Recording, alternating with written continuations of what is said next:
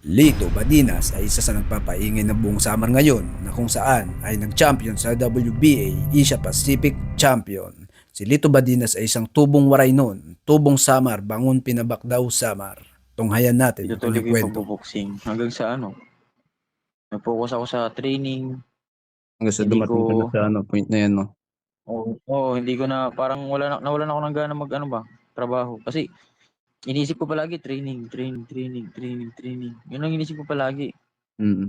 Ayun, hanggang dumating yung linaban ako kung saan dito doon sa Manila. Linaban ako kung saan lugar, sa Quezon City, sa Cavite. Naka 9 fight ako ng amateur, wala akong talo. Lahat maganda KO, di record ba? ko sa Lahat KO. Hindi, 3 ata yung hindi na KO sa amateur fight ko. Ganda. Tapos yun, marami nagsasabi na mag-pro ka na, ganito, ganyan, kasi may lakas ka, may potential ka.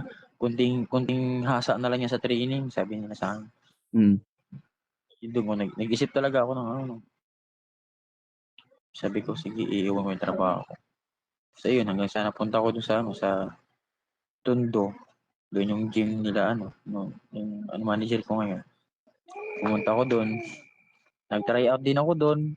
May ako sa amateur, may experience na ako. Nag-try out ako doon, pinag-sparring ako sa mga professional. Ako amateur pa lang, tapos pinag-sparring ako nila sa mga professional. Sumabay ako sa kanila.